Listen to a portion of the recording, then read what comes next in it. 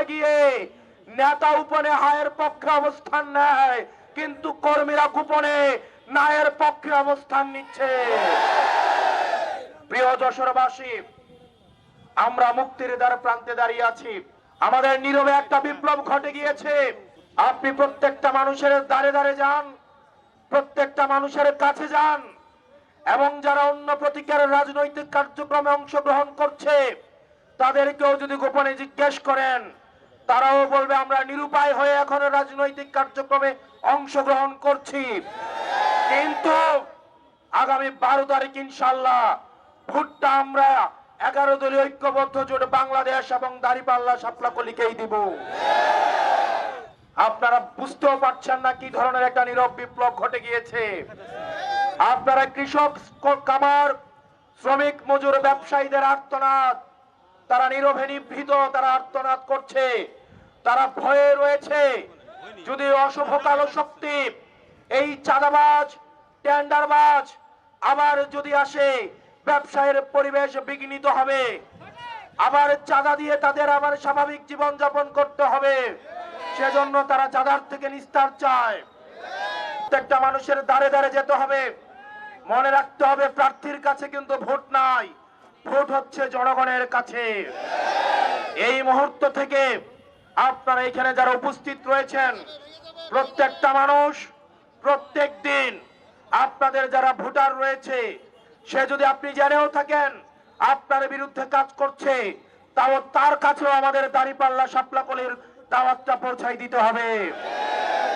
সে আপনার দাওয়াতের অপেক্ষায় রয়েছে। সেও মনে মনে চায় এই দাঁড়িপাল্লা মার্কায় সিল মারার জন্য সেও অপেক্ষা করছে।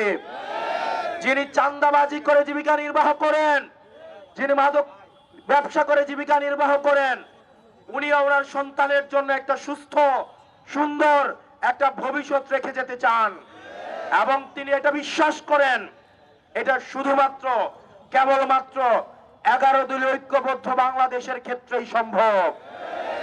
প্রিয় যশোরবাসী, আপনারা গতকাল প্রশাসনের নগ্ন হস্তক্ষেপে নির্বাচনী পরিবেশ কেমন হতে পারে সেটার একটা টেস্ট ম্যাচ আপনারা গতকাল ঢাকায় দেখেছেন।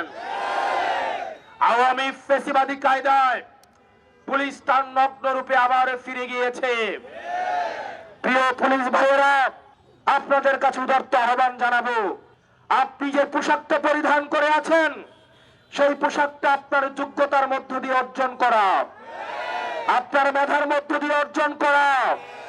আপনাকে অনুরোধ করব, আপনার বাসায় সন্তান রয়েছে, আপনার মা বাবা রয়েছে, আপনি যদি বিগত 3টা নির্বাচনের মতো আবার যদি ঘুষের টাকা স্পর্শ করে দেখেন, আল্লাহর আরশ কেঁপে উঠবে।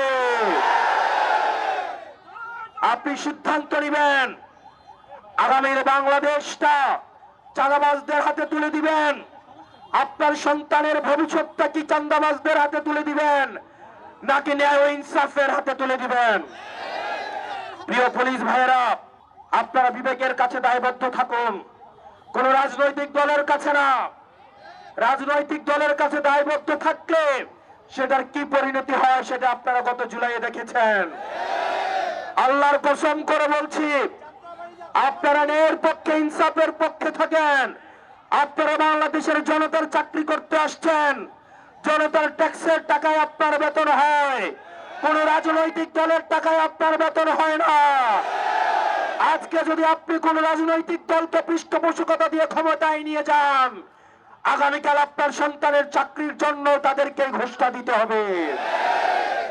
আমরা আপনাদের বন্ধু, আমাদের বাংলাদেশটা সুখী সমৃদ্ধ করে তুলতে চাইলে আপনাদের অবদান রয়েছে, আপনাদের দায়িত্ব রয়েছে। আমরা চাই আমরা একসাথে কাঁধে কাঁধ মিলিয়ে ভাই ভাইয়ের মতো করে এই বাংলাদেশটাকে একটা সুখী সমৃদ্ধ করে তুলতে চাই। আপনারা নিজেদেরকে প্রশ্ন করেন, আর কতদিন আপনারা রাজনৈতিক গোলামি করবেন?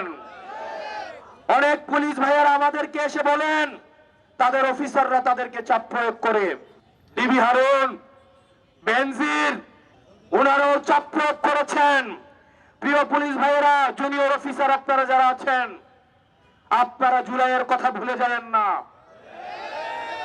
বাংলাদেশের জনতা বাংলাদেশের জনতা যার বিপক্ষে দাঁড়ায়, কামান দিয়ে, গোলাবারুদ দিয়ে, মিলিটারি দিয়ে, ভারত দিয়ে তাদেরকে আটকাই রাখা যায় না।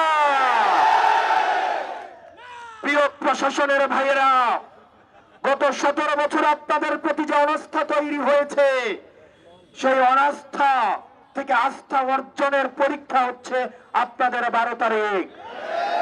আমরা আস্থা রাখতে চাই, বিশ্বাস রাখতে চাই, বিগত 3টা নির্বাচনের মতো এই নির্বাচনে কোনো ওসির জন্য খাম পাঠাতে হবে না, কোন এসপির জন্য খাম পাঠাতে হবে না, কোন এসআই এর জন্য খাম পাঠাতে হবে না, কোন কনস্টেবলের জন্য খাম পাঠাতে হবে না।